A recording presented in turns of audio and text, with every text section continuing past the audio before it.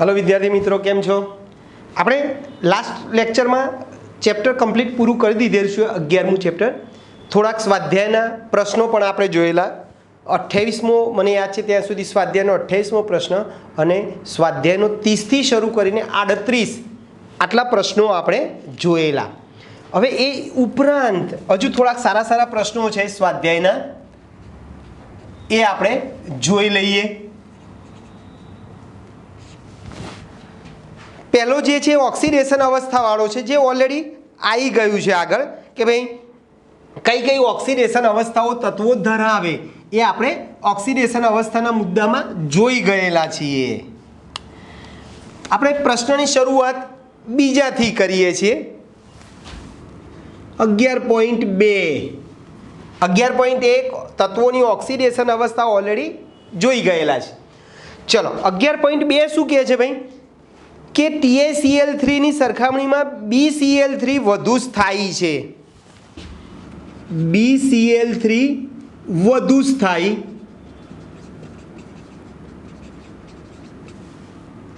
TlCl3 ઓછું સ્થાયી. કેમ? તો તમને બધાને ખબર છે કે ભાઈ આમાં B+3 નું કદ કેવું ભાઈ? કદ નાનું છે અને B+3 કરવા માટે 3 આયનીકરણ એન્થાલ્પીના મૂલ્યોનો સરવાળો વધુ છે. કદ નાનું છે અને 3 આયનીકરણ એન્થાલ્પી ના મૂલ્યો નો સરવાળો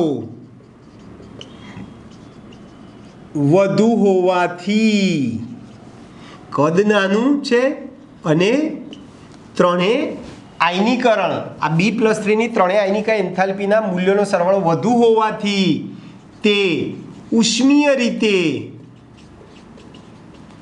વધુ સ્થાયી છે એમ કહી શકીએ ભાઈ.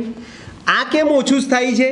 તો કોઈ પણ સમૂહમાં ઉપરથી નીચે તરફ જાઓ, બોલો, ઉપરથી નીચે તરફ જતા શું થાય ભાઈ? શિલ્ડિંગ અસર નબળી થાય છે. શિલ્ડિંગ અસર નબળી બને છે. આથી સ્થાયીતા ઘટે છે.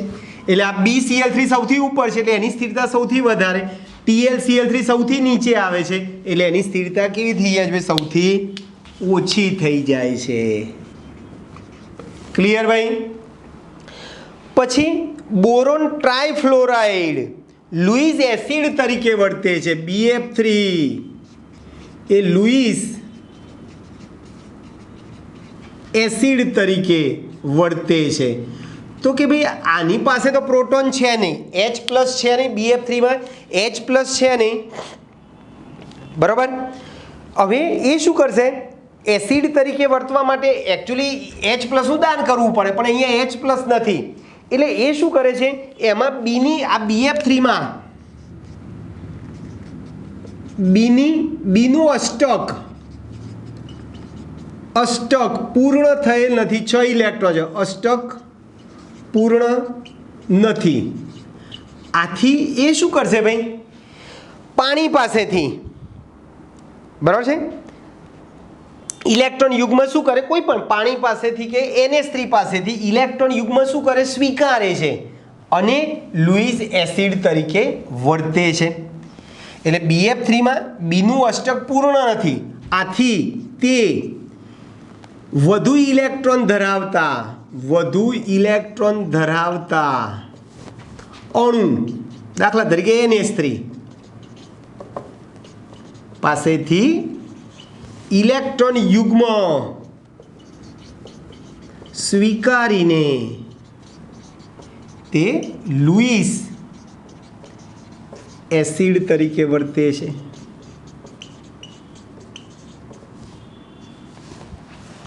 ચાલો, ક્લિયર ભાઈ? પછી 11.4 છે પ્રશ્ન. BCl3 અને CCl4 સંયોજનોનો વિચાર કરો તેઓ પાણી સાથે કેવી રીતે વર્તે છે એનું વ્યાજબીપણું કરો, વ્યાજબીપણું ચર્ચો. ચલો આપણે આની જેમ જ BCl3 BCl3માં બી જે છે એ અષ્ટક પૂર્ણ થતું નથી, એટલે કે ઇલેક્ટ્રોન ઉણપવાળો અણુ છે. આ BCl3 એ શું છે ભાઈ, એની પાસે અષ્ટક પૂર્ણ નથી, એટલે આ ઇલેક્ટ્રોન ઉણપ, આ જે છે BCl3 ઇલેક્ટ્રોન ઉણપવાળું સંયોજન છે. તે શું કરશે ભાઈ, જેમાં એમોનિયા અથવા કોઈ પણ એમોનિયા હોય અથવા પાણી, તે પાણી પાસેથી, પાણીના ઓક્સિજન પાસેથી તે H2O પાણીના ઓક્સિજન પાસેથી ઇલેક્ટ્રોન યુગ્મ સ્વીકારીને શું થશે ભાઈ, લુઈસ, ઇલેક્ટ્રોન યુગ્મ સ્વીકારીને લુઈસ એસિડ તરીકે વર્તે. બરાબર છે.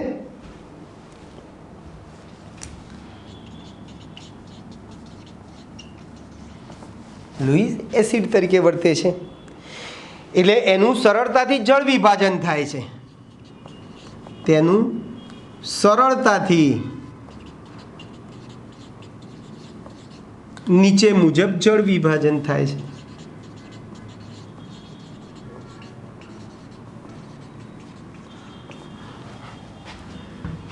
બરાબર છે ભાઈ. BCl3ની તમે પાણી સાથે પ્રક્રિયા કરો, 3 મોલ પાણી સાથે પ્રક્રિયા કરશો તો એસિડ બનશે H3BO3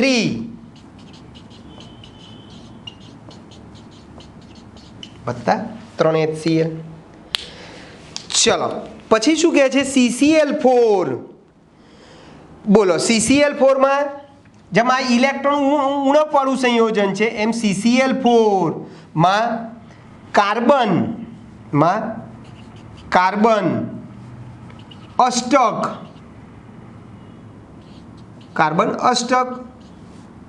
કાર્બનનું અષ્ટક પૂર્ણ છે. આથી તે પાણી પાસેથી ઇલેક્ટ્રોન યુગ્મ સ્વીકારશે નહીં, એનું જળ વિભાજન થશે નહીં. આથી તે પાણીના O પાસેથી ઇલેક્ટ્રોન યુગ્મ સ્વીકારતો નથી, આથી તેનું જળ વિભાજન થતું નથી, જળ વિભાજન થતું નથી. ક્લિયર ભાઈ. પછી આ પ્રશ્ન બી આપણે આગળ જોઈ ગયા કે ભાઈ શું બોરિક એસિડ પ્રોટોનીય એસિડ છે?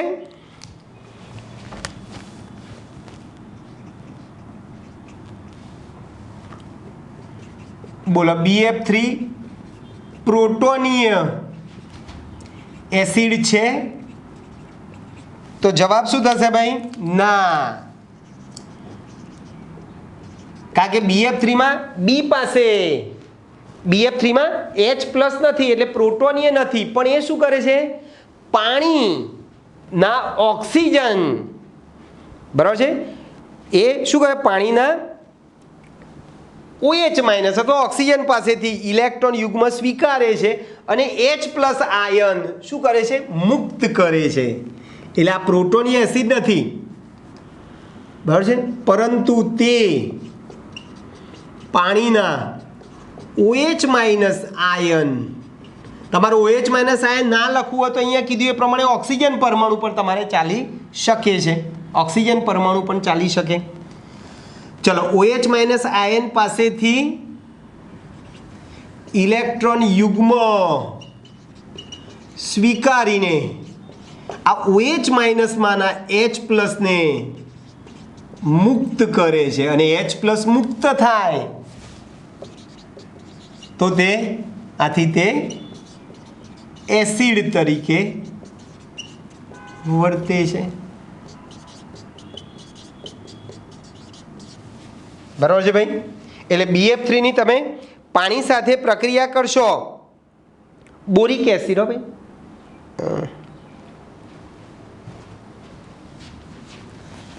જો અહીંયા બોરિક એસિડની વાત ચાલે છે. આ BF3 પણ એ જ છે, જરાય ખોટું નથી ભાઈ. બોરિક એસિડ એટલે H3BO3. આની પાસે 3 H છે પણ આ H પ્લસનું એ દાન નથી કરતો, યાદ રાખજો. એટલે આ H3BO3 જેને આપણે શું કીધું છે ભાઈ? બોરિક એસિડ કીધું છે. આ બોરિક એસિડ જે છે એ પ્રોટોનીય નથી. એ શું કરશે બોરિક એસિડ? આમ લખું BOH થ્રાઇસ પણ લખાય આ રીતે બોરિક એસિડને. એ શું કરશે? પાણીના OH માઇનસ લઈ લેશે અને H પ્લસ આયન શું કરે છે ભાઈ? મુક્ત કરે છે. બરાબર છે? BOH4 minus. બરાબર. અને શેના તરીકે વર્તે છે ભાઈ? એસિડ તરીકે વર્તે છે. બરાબર. પછી છઠ્ઠો જે પ્રશ્ન છે એ પ્રક્રિયા પૂર્ણ કરો છે. બરાબર છે? એ ઓલરેડી આપણે આગળ થિયરીમાં આવી ગયો. પછી છે તમારે 7મો પ્રશ્ન, BF3 અને BH4 નો આકાર. BF3 અને BH4 માઇનસનો આકાર. તો પહેલાં તો કયું સંકરણ છે એના ઉપરથી તમને ખ્યાલ આવે કે ભાઈ BF3માં B જે છે એ sp2 સંકરણમાં છે. આમાં B કયા સંકરણમાં છે?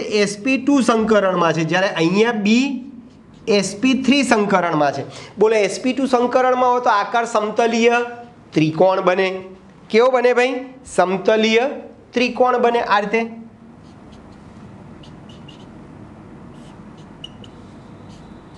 આ BF3 આ થઈ ગયો તમારો સમતલીય ત્રિકોણ.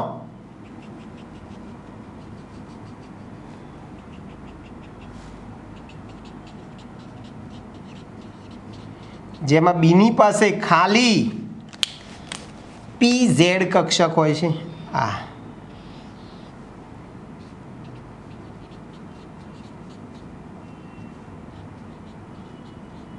ખાલી 2p કક્ષક છે એમ લખીએ. 2px 2py 2pz માંથી 2py અને 2pz છે. આ ખાલી 2p કક્ષક છે. આકાર કેવો થઈ ગયો ભાઈ તમારો? સમતલીય ત્રિકોણ. જ્યારે પેલામાં sp3 સંકરણ છે એટલે આકાર કેવો થશે ભાઈ? સમચતુષ્ફલકીય.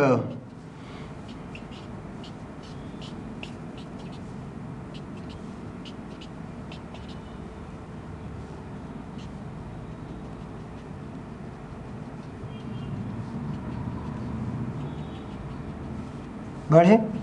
સમચતુષ્ફલકીય આકાર કેવો છે ભાઈ એનો? સમચતુષ્ફલકીય છે. આયન છે એટલે આ ઉપર માઇનસ.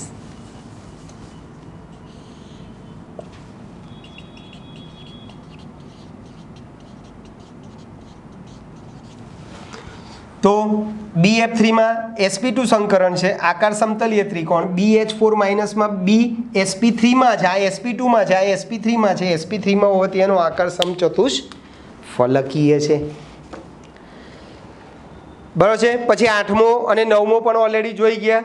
એલ્યુમિનિયમ ઉભય ગુણધર્મી સ્વભાવ ધરાવે છે. એનો અર્થ કે એલ્યુમિનિયમ એસિડ અને બેઝ બંને સાથે પ્રક્રિયા કરે છે.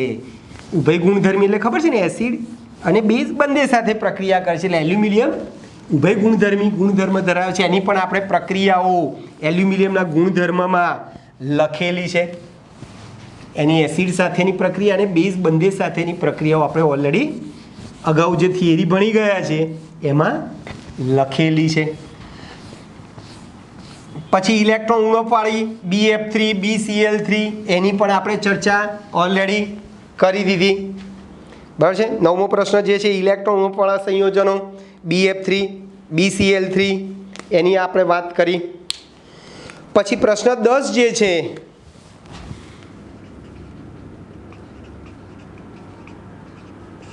એમાં સંસ્પંદન સૂત્રો તમારે લખવાના છે. CO3 - 2.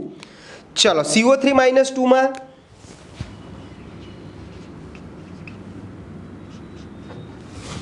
એમાં શું કરીશું ભાઈ, એક ઓક્સિજન જે કાર્બન સાથે એક ઓક્સિજન ડબલ બંધથી જોડાય અને બાકીના 2 ઓક્સિજન સિંગલ બંધથી જોડાય, જેની ઉપર માઇનસ વીજભાર હોય, એની પાસે 3 ઇલેક્ટ્રોન યુગ્મ હોય, આની પાસે 2 હોય.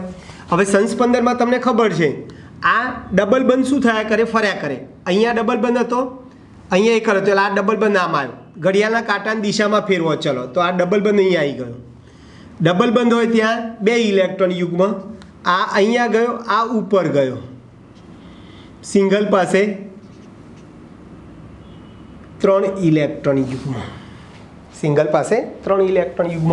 હજુ એક ચાન્સ છે, હજુ આપણે આ ડબલ બંધ આ બાજુ લાવીએ અહીંયા, એટલે આ ડબલ બંધ આવી ગયો, આ ફરી ગયો.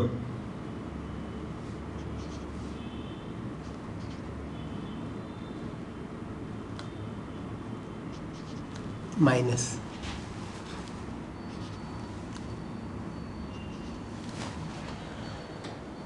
બરાબર છે ભાઈ.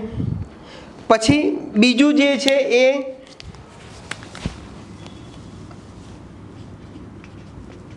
CO3 માઇનસ 2નું છે. પછી બીજું કયું છે, HCO3 માઇનસ. ચાલો એમાં શું કરીશું ભાઈ, આ એક ઓની જગ્યાએ હું OH લખીશ બસ, બીજું કશું કરવાનું નથી. આનું આ જ બંધારણ, પણ હું શું કરું છું ભાઈ, આ જો આ એકલ બંધથી જે જોડાય છે એની પાસે 3 ઇલેક્ટ્રોન યુગ્મ, અહીંયા હું શું લખીશ ભાઈ, OH માઇનસ. બરાબર છે, OH એમાં O પાસે 2 ઇલેક્ટ્રોન યુગ્મ છે. ચાલો ફરીથી ઉપરની જેમ જ ડબલ બંધ ફેરવો, આ ડબલ બંધ અહીંયા આવી જાય એટલે આ ડબલ બંધ થઈ ગયો, આ OH આ બાજુ આવી ગયું અને આ માઇનસ અહીંયા આવી ગયો. હજુ આ ડબલ બંધ અહીંયા લાવીએ, આ ડબલ બંધ અહીંયા આવી ગયો. બરાબર છે, આ OH ઉપર ગયો અને અહીંયા સિંગલ બંધ. તો આ સંસ્પંદન સૂત્રો થઈ ગયા.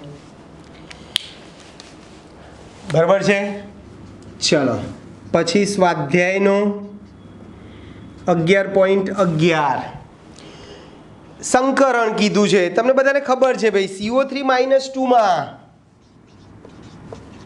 કાર્બન કયા સંકરણમાં હોય ભાઈ, sp2 માં હોય. CO3 માઇનસ 2માં કાર્બન sp2 સંકરણમાં હોય. પછી હીરામાં કાર્બન પરમાણુ sp3 માં હોય. ગ્રેફાઇટમાં કાર્બન પરમાણુ sp2 સંકરણમાં હોય. બરાબર છે. પછી હીરો અને ગ્રેફાઇટના તફાવત બી આપણે જોઈ ગયા ઓલરેડી. બરાબર. ચલો 12મો પ્રશ્ન, હીરો અને ગ્રેફાઇટનો તફાવત. હીરો કઠિન છે, ગ્રેફાઇટ મૃદુ છે. હીરો ઉષ્મા વિદ્યુતનો અવાહક છે, ગ્રેફાઇટ ઉષ્મા વિદ્યુતનું સુવાહક છે. હીરામાં કાર્બન sp3 સંકરણમાં છે, પેલામાં sp2 સંકરણ છે. હીરાના ગલન બિંદુ ઊંચા છે, ગ્રેફાઇટના હીરાની સાપેક્ષમાં નીચા છે, વગેરે વગેરે. આ બધી ચર્ચા આપણે ઓલરેડી કરી ચૂકેલા છીએ. પછી 11.13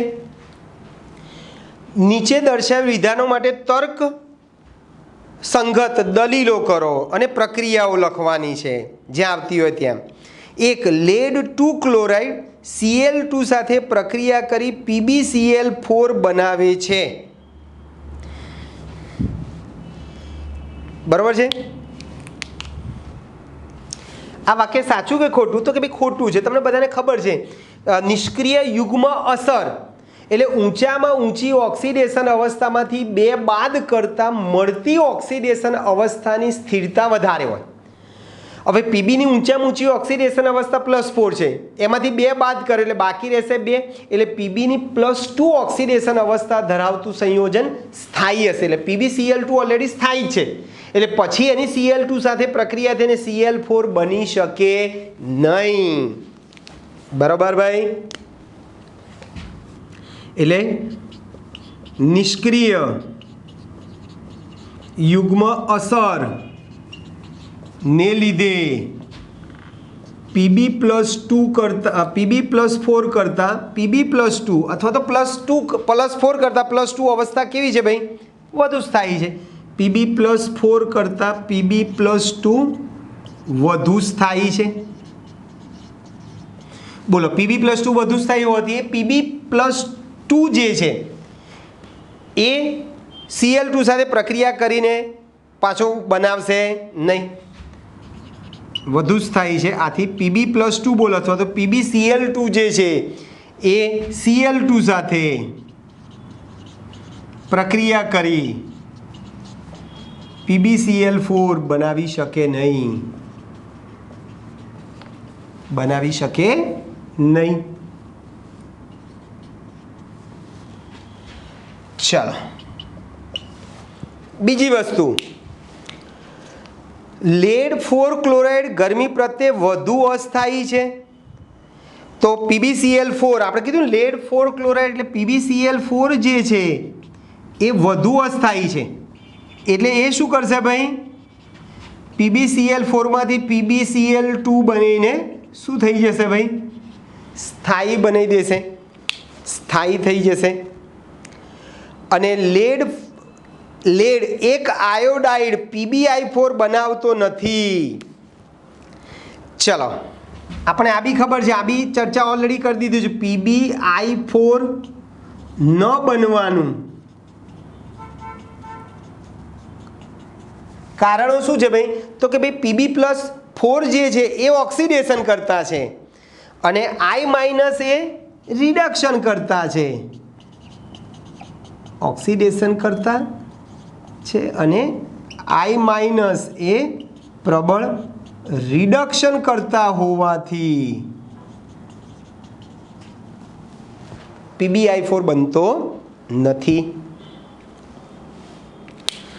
ચલો, પછી સ્વાધ્યાયનો 14મો BF3 130 પિકોમીટર.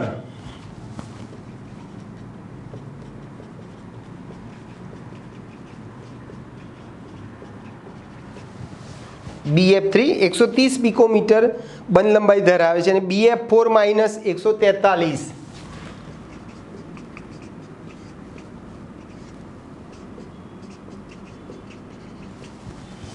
143 પિકોમીટર બંધ લંબાઈ ધરાવે. બંનેની બંધ લંબાઈ કેમ જુદી છે એમ.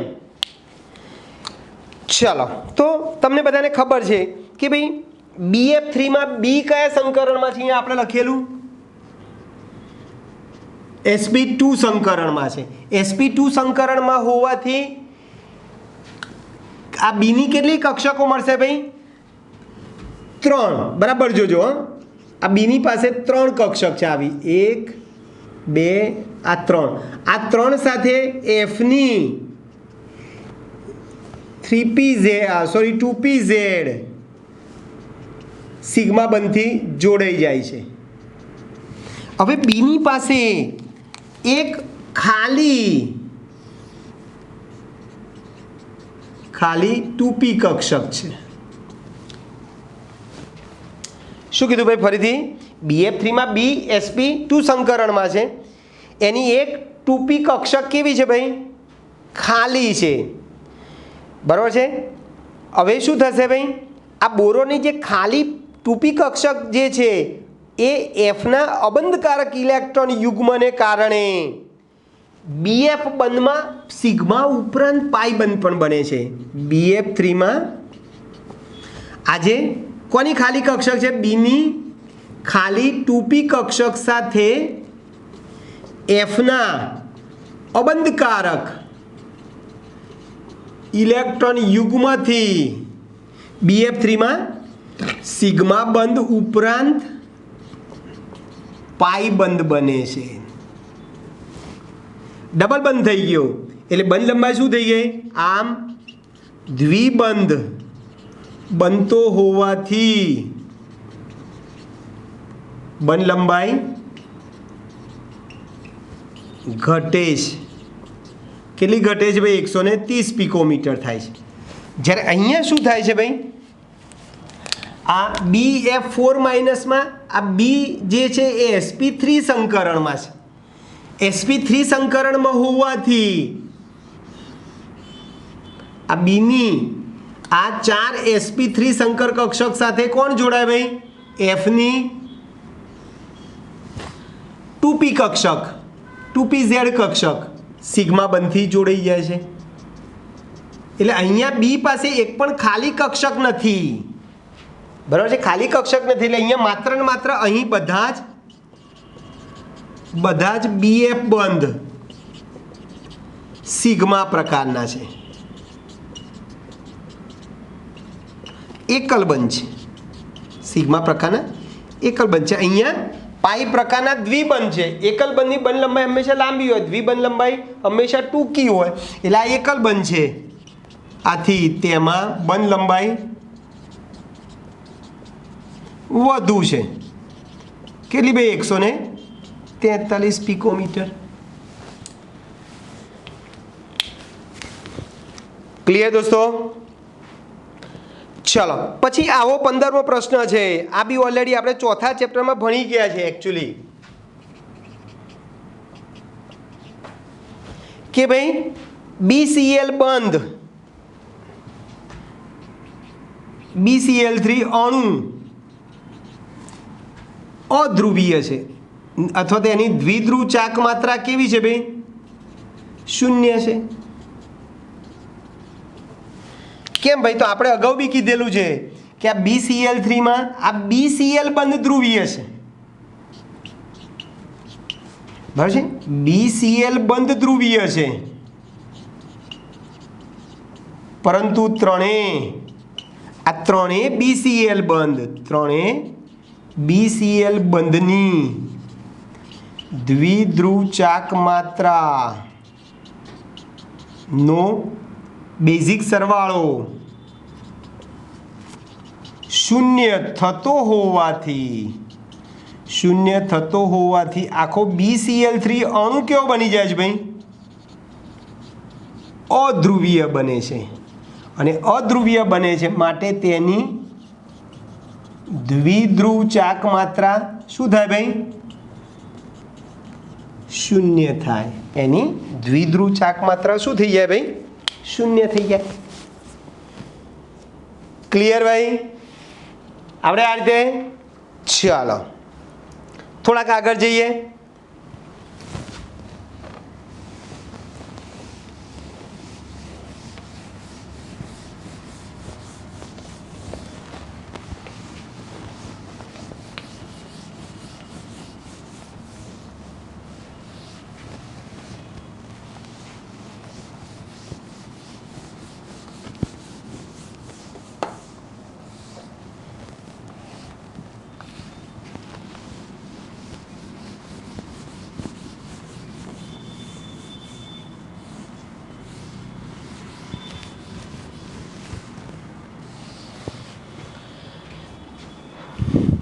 चलो 16मो प्रश्न शू कहे छे?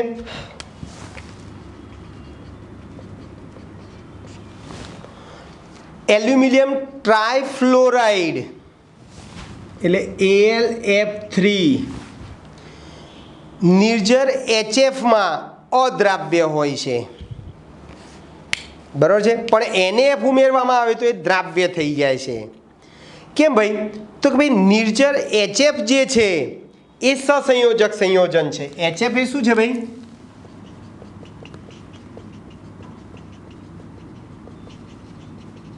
HF એ સહસંયોજક સંયોજન છે। એમાં પાછો H બંધ બને છે, તેમાં H બંધ બને છે। આથી એ પેલા AlF3 સાથે AlF3 ને F- આયન આપતો નથી। AlF3 HF સાથે પ્રક્રિયા નથી કરતો ભાઈ, કારણ કે HF સહસંયોજક છે, એમાં H બંધ બને છે। આથી તે AlF3 ને F- આપતો નથી। પણ તમે NaF, બરાબર છે? NaF એ આયોનિક સંયોજન છે, આ સહસંયોજક છે। NaF એ આયોનિક સંયોજન છે, એટલે આ ઇઝીલી શું કરશે? આને F માઇનસ આપી દે, F માઇનસ આપી અને દ્રાવ્ય સંકીર્ણ બનાવે Na3Al F6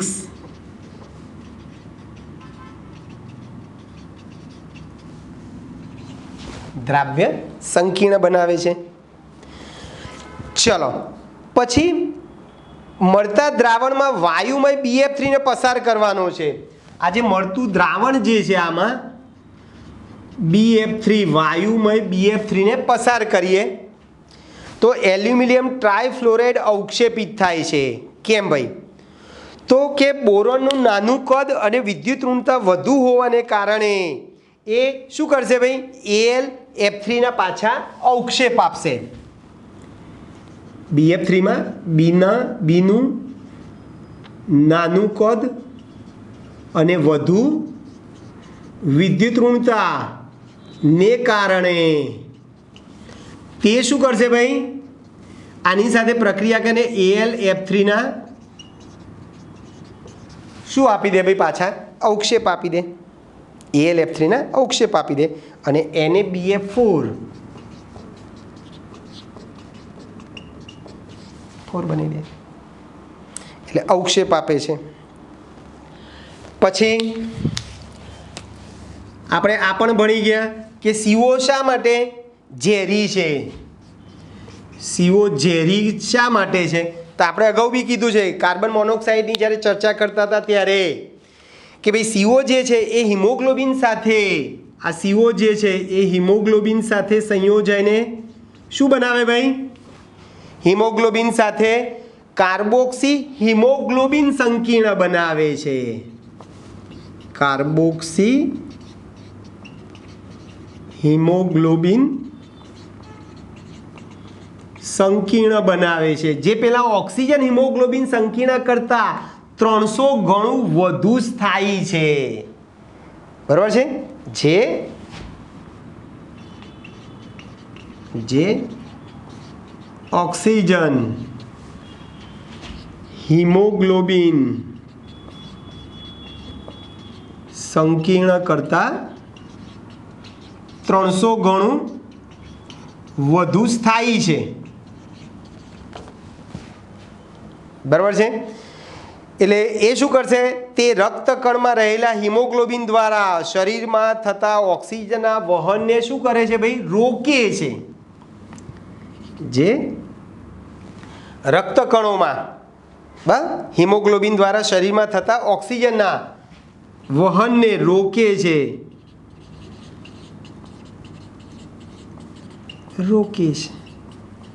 આથી તે જીવલેણ નીવડે છે। આથી એ ઝેરી છે એમ તમારે કહેવું હોય તો કહી શકો છો। પછી આ પણ પ્રશ્ન ઓલરેડી આપણે આગળ આવી ગયો। ગ્લોબલ વોર્મિંગ માટે CO2 કેવી રીતે જવાબદાર છે? તો કે ભાઈ CO2 એ ગ્રીન હાઉસ વાયુ તરીકે ઓળખાય છે। ગ્રીન હાઉસ વાયુ તરીકે ઓળખાય છે। વાતાવરણમાં એનું પ્રમાણ કેટલું છે? 0.03% જેટલું વાતાવરણમાં CO2નું પ્રમાણ છે। પછી આપણે ક્યાંથી CO2 મળે? તો કે આપણે શ્વાસોશ્વાસની ક્રિયા કરીએ, પછી અશ્મિગત બળતણોનું દહન કરો, સિમેન્ટની બનાવટ દરમિયાન વિપુલ પ્રમાણમાં CO2 ઉત્પન્ન થાય છે જે વાતાવરણમાં ગરમી વધારે છે। બરાબર છે? આમ હવામાં CO2નું વધતું જતું પ્રમાણ એ ગ્લોબલ વોર્મિંગ માટે જવાબદાર છે એમ તમે કહી શકો। ટૂંકમાં બધી જગ્યાએથી વિવિધ ઉદ્યોગોમાંથી શ્વાસોશ્વાસ પ્રક્રિયા, સિમેન્ટની બનાવટ દરમિયાન અશ્મિગત બળતણનું દહન કરવાથી જે CO2 ઉત્પન્ન થાય છે, બરાબર, વાતાવરણમાં ભળે છે, એનું પ્રમાણ વધે છે જે ગ્લોબલ વોર્મિંગ માટે જવાબદાર છે એમ તમારે કહેવું હોય તો કહી શકો।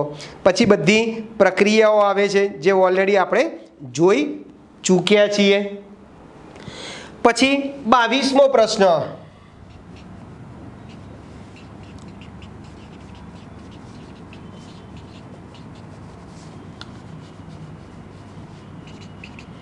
આમાં નાના નાના બધા કારણો છે ભાઈ। પહેલું છે સાંદ્ર HNO3 નું પરિવહન એલ્યુમિનિયમના પાત્રમાં કરી શકાય છે। બરાબર છે ભાઈ? તો એકચ્યુઅલી એલ્યુમિનિયમ શું હોય છે ભાઈ? એલ્યુમિનિયમ જે છે ને એ HNO3 સાથે પ્રક્રિયા કરીને એની ઉપર Al2O3નું એલ્યુમિનાનું નિષ્ક્રિય અને સ્થાયી પડ બની જાય છે. એકવાર પહેલીવાર એલ્યુમિનિયમની HNO3 સાથે પ્રક્રિયા કરીને શું બનાવે છે? એલ્યુમિનાનું રક્ષણાત્મક પડ બનાવે છે.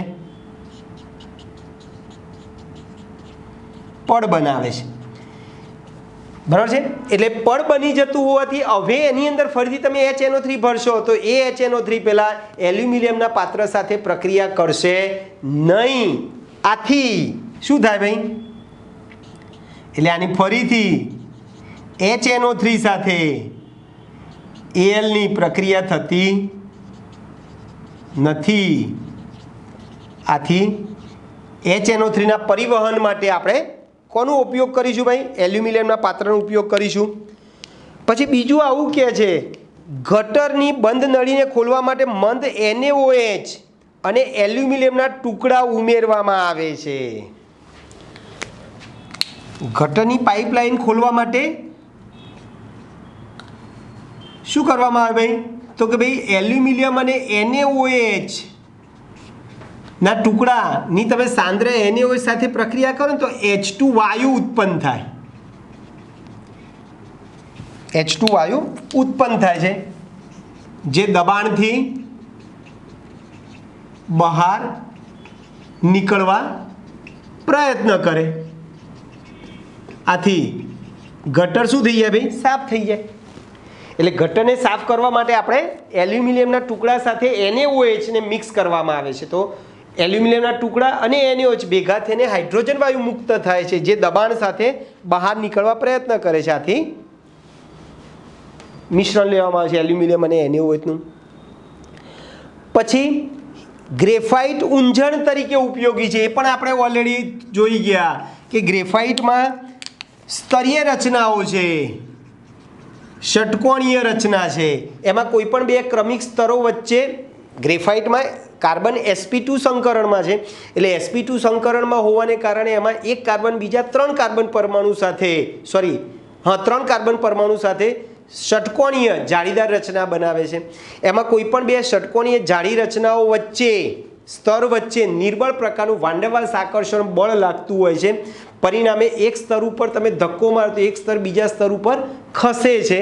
આથી ગ્રેફાઇટ મૃદુ છે, એનો ઉપયોગ આપણે ઊંજણ તરીકે કરીએ છીએ. પછી હીરાનો ઉપયોગ અપઘર્ષક તરીકે કરીએ છીએ. તો એ પણ આપણે ઓલરેડી જોઈ ગયા કે હીરામાં દરેક કાર્બન પરમાણુ sp3 સંકરણમાં છે. એમાં એક કાર્બન બીજા 4 કાર્બન પરમાણુ સાથે સહસંયોજક સિગ્મા બંધથી જોડાય છે અને હીરાનું બંધારણ કઠણ બની જાય છે. અને કઠણ બની જતો હોવાથી હીરો કઠણ બની જતો હોવાથી એને બીજી વસ્તુઓને ધાર આપવા માટે અપઘર્ષક તરીકે આપણે એનો ઉપયોગ કરીએ છીએ. પછી એલ્યુમિનિયમની મિશ્ર ધાતુનો ઉપયોગ વિમાન બનાવવા માટે કરીએ છીએ. ડુરાલિયમ એલ્યુમિનિયમની ખનિજ જે છે Alની મિશ્ર ધાતુ ડુરાલિયમ આ વજનમાં હલકી અને મજબૂત હોવાથી એનો ઉપયોગ આપણે ક્યાં કરીશું ભાઈ? વિમાન ઉદ્યોગમાં વિમાન બનાવવા માટે એનો ઉપયોગ આપણે કરીએ છીએ. પછી એલ્યુમિનિયમના વાસણને આખી રાત પાણીમાં રાખવા જોઈએ નહીં. કેમ ભાઈ? તો કે ભાઈ એલ્યુમિનિયમના વાસણમાં જો પાણી ભરી રાખો તો એ શું કરે ભાઈ? ઓક્સિજનની હાજરીમાં ઝેરી એલ્યુમિનિયમ ઓક્સાઇડ બનાવે છે.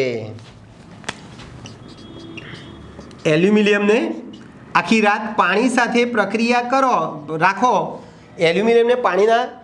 એલ્યુમિનિયમના વાસણમાં આખી રાત પાણી ભરી રાખો તો શું થાય? એલ્યુમિનિયમ ઓક્સિજનની હાજરીમાં પાણી સાથે પ્રક્રિયા કરીને એલ્યુમિનિયમના ઓક્સાઇડ બનાવે છે જે કેવો હોય છે ભાઈ? ઝેરી હોય છે. એ પેલા પાત્ર ની સપાટી ઉપર પાતળું પડ બનાવે છે જે નુકસાનકર્તા છે, બરાબર, ઝેરી છે, જે વાસણ ઉપર પાતળું પડ બનાવે છે જે નુકસાન કરતા છે. આથી ભરી શકાય નહીં ભાઈ, આખી રાત એલ્યુમિનિયમના વાસણમાં પાણી ભરી શકાય નહીં. પછી એલ્યુમિનિયમ તારનો ઉપયોગ આપણે કેબલ વાયરમાં કરીએ છીએ. કેબલ વાયરમાં કરીએ છીએ કેમ ભાઈ? તો કે ભાઈ એલ્યુમિનિયમની ઊંચી વિદ્યુત વાહકતા, બરાબર છે, કોપર કરતાં વધારે છે, બમણી છે, ખબર છે ને? એટલે એલ જે છે એ વજનમાં હલકો અને તેની ઊંચી વિદ્યુત વાહકતા સીયુ કરતાં બમણી, સીયુ કરતાં બમણી ઊંચી વિદ્યુત વાહકતાને લીધે એનો ઉપયોગ આપણે કેબલમાં કરીએ છીએ. એનો ઉપયોગ આપણે ક્યાં કરીએ છીએ ભાઈ? કેબલ વાયરમાં કરીએ છીએ, બરાબર છે. પછીના જે બધા પ્રશ્નો જે છે એ ઓલરેડી આપણે આગળ ચર્ચા કરી ચૂકેલા છીએ. ઓકે, ચલો 26મો પ્રશ્ન.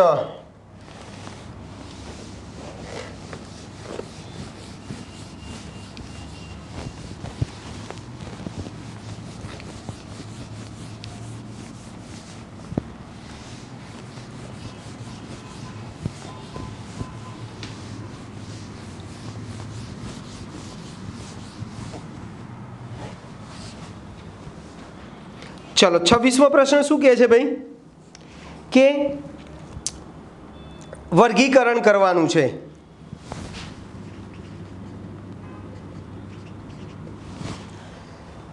તટસ્થ, એસિડિક, બેઝિક અને ઉભય ગુણધર્મી ઓક્સાઇડમાં બધા વર્ગીકરણ કરવાનું છે. તો હું તમને ડાયરેક્ટ જવાબ લખી આપું. CO જે છે એ તટસ્થ ઓક્સાઇડ છે, તટસ્થ ઓક્સાઇડ CO છે. પછી એસિડિક ઓક્સાઇડ,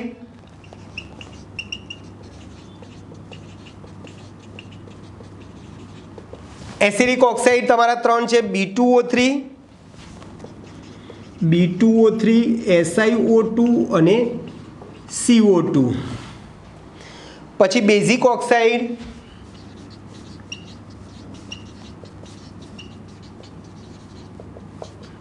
Tl2O3, બરાબર છે. અને ઉભય ગુણધર્મી ઓક્સાઇડ,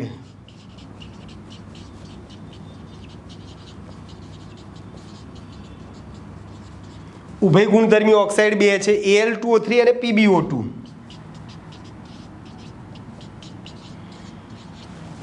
હવે તમને બધાને ખબર છે ભાઈ. ચલો, તટસ્થ ઓક્સાઇડ એસિડ કે બેઝ સાથે પ્રક્રિયા કરે નહીં, સાચી વાત ભાઈ?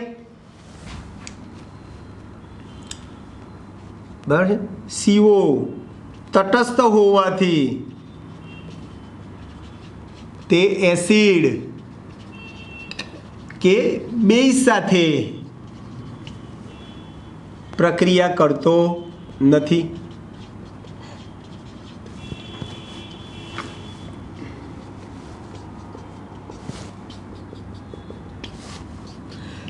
ચાલો, એસિડિક ઓક્સાઇડ બોલો. એસિડિક ઓક્સાઇડ શું કરે ભાઈ?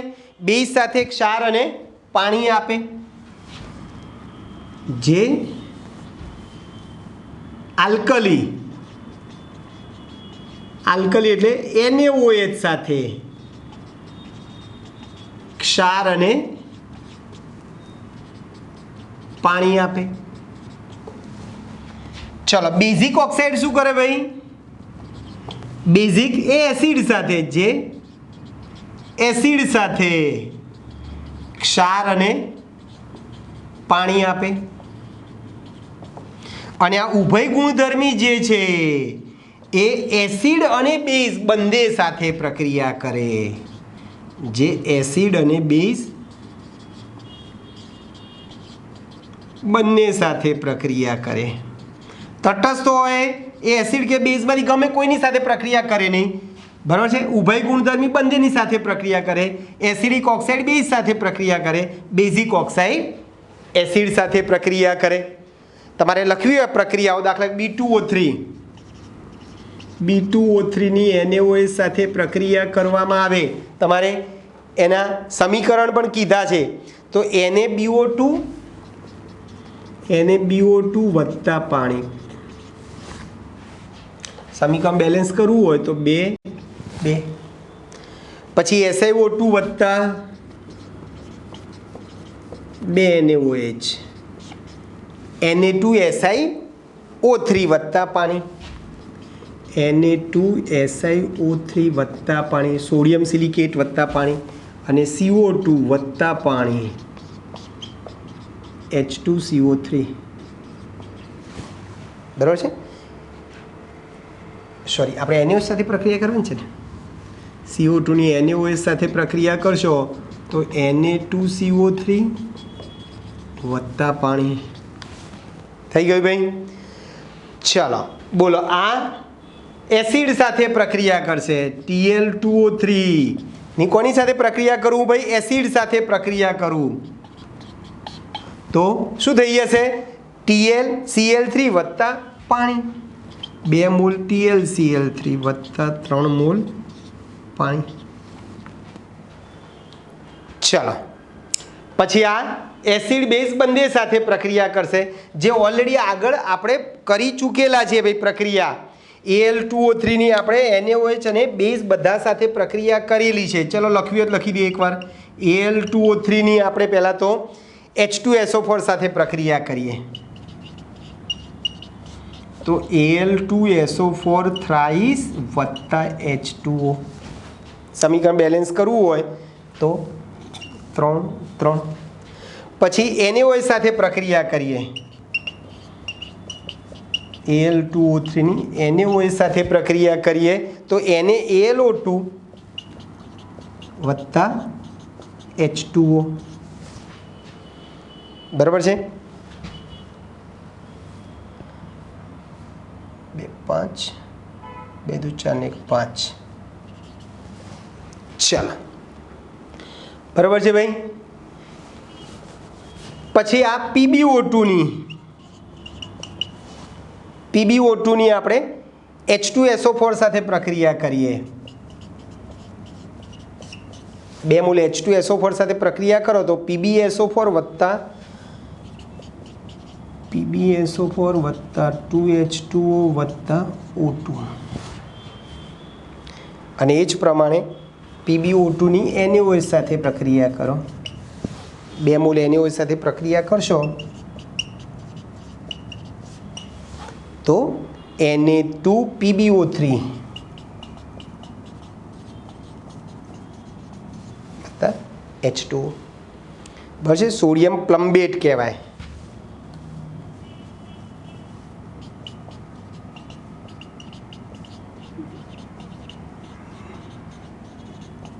સોડિયમ પ્લમ્બેટ Na2PbO3 બનાવે તો ક્લિયર દોસ્તો। ચાલો પછી 27મો પ્રશ્ન,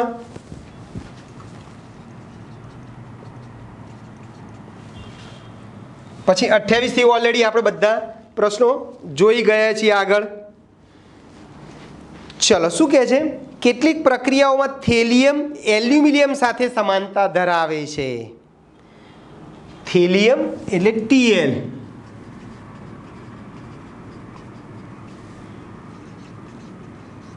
એલ્યુમિનિયમ સાથે સમાનતા ધરાવે છે, બરાબર। જ્યારે અન્ય કેટલીક પ્રક્રિયાઓમાં સમૂહ એકની ધાતુઓ સાથે સમાનતા દર્શાવે છે। આ વિધાનના કેટલાક પુરાવા આપો। ચલો તો શરૂઆત કરીએ ભાઈ। તો પહેલા બોલો, આ બંને સમૂહ 13ના તત્વો છે, એટલે જો સમાનતા થઈ, થેલિયમ અને એલ્યુમિનિયમની મેં સમાનતા બતાવી, બરાબર છે। બંને 13મા સમૂહના તત્વો છે, બંનેની સામાન્ય ઇલેક્ટ્રોનના NH2NP1 છે, બંનેની ઇલેક્ટ્રોનતા શું લખી ભાઈ? NH2NP1 છે. હવે એલ્યુમિનિયમ ફક્ત 3 ઓક્સિડેશન અવસ્થા દર્શાવે છે, જ્યારે થેલિયમ +1 અને +3 બંને ઓક્સિડેશન અવસ્થાઓ દર્શાવે છે. Al ફક્ત +3, જ્યારે Tl એ +1 અને +3 ઓક્સિડેશન અવસ્થાઓ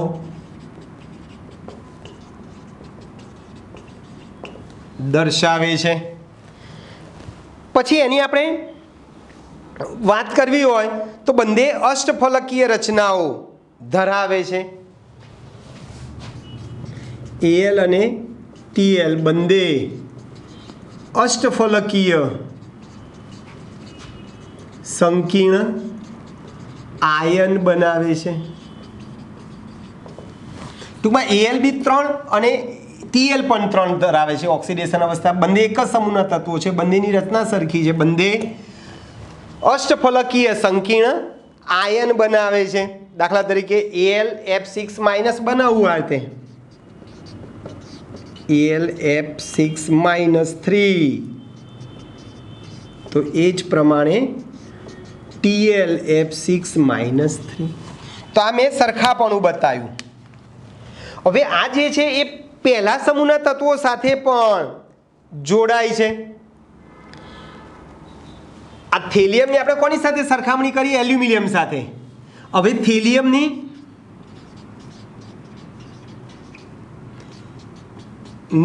સમૂહ 1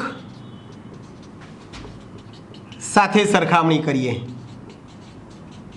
તો બોલો થેલિયમની સ્થાયી ઓક્સિડેશન અવસ્થા કેટલી? +1. તો સમૂહ 1 ના તત્વોની પણ સ્થાયી ઓક્સિડેશન અવસ્થા શું છે ભાઈ? +1 છે. સમૂહ 1 ના તત્વોની જેમ Tl પણ +1 સ્થાયી ઓક્સિડેશન અવસ્થા દર્શાવે છે. બરાબર છે? સ્થાયી ઓક્સિડેશન અવસ્થા દર્શાવે છે. પછી પહેલા સમૂહની જેમ એના હાઇડ્રોક્સાઇડ પાણીમાં કેવા હોય ભાઈ? દ્રાવ્ય હોય છે અને બેઝિક હોય છે. સમૂહ 1 ના તત્વોની જેમ Tl ના હાઇડ્રોક્સાઇડો પાણીમાં દ્રાવ્ય અને બેઝિક હોય છે. જેમ આપણે પહેલા સમૂહના તત્વોના હાઇડ્રોક્સાઇડ હોય NaOH પાણીમાં દ્રાવ્ય પણ છે અને બેઝિક છે, તો એ જ પ્રમાણે Tl ના હાઇડ્રોક્સાઇડ પણ પાણીમાં દ્રાવ્ય છે અને બેઝિક છે. પછી સમૂહ 1 ની જેમ એ પણ સલ્ફેટ બનાવે છે. જેમ Tl એ Tl2SO4 જેવા સલ્ફેટ બનાવે છે. જેમ પહેલા સમૂહના તત્વો Na2SO4 જેમ બનાવે છે ને, Na2SO4 સલ્ફેટ છે, સોડિયમ સલ્ફેટ, એમ Tl પણ Tl2SO4 જેવા સલ્ફેટ બનાવે છે. પછી કાર્બોનેટ પણ બનાવે. બરોબર છે? કાર્બોનેટ પણ બનાવે છે. સમૂહ 1 ની જેમ Tl એ Tl2CO3 જેવા પાણીમાં દ્રાવ્ય કાર્બોનેટ બનાવે છે.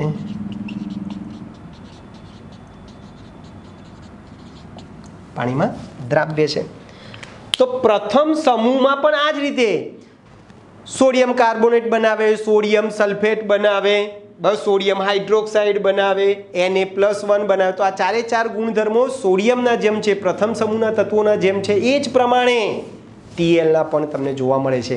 તો Tl જે છે એલ્યુમિનિયમ સાથે પણ કેટલાક ગુણધર્મો સરખા દર્શાવે છે અને Tl એ પ્રથમ સમૂહના તત્વો સાથે પણ કેટલાક ગુણધર્મો સરખા બતાવે છે. ઓકે દોસ્તો, તો અહીં આપણું આ ચેપ્ટર સંપૂર્ણ પૂરું થાય છે. સ્વાધ્યાયના 38 પ્રશ્નો, અમુક પ્રશ્નો જે થિયરી બેઝ હતા એ સિવાયના બધા અહીંયા કરાવડાય, અને અમુક જે પ્રશ્નો જે આકૃતિ કે પ્રક્રિયા પૂર્ણ કરો જે હતા, જે થિયરીમાં આવી જતા હતા, એ આપણે સિવાયના, જે થિયરીમાં ઓલરેડી આવી જતા હતા એ સિવાયના તમામ પ્રશ્નો સ્વાધ્યાયના આપણે લગભગ છેલ્લા 1.5 લેક્ચરથી સ્વાધ્યાયના પ્રશ્નો જોઈ રહ્યા છીએ. ઓકે દોસ્તો, તો અહીં રાખીએ છીએ અહીં સુધી, બરાબર છે. આવતી વખતે આપણે નવા પ્રકરણથી શુભ શરૂઆત કરીશું. ઓકે દોસ્તો, મળીએ, બાય.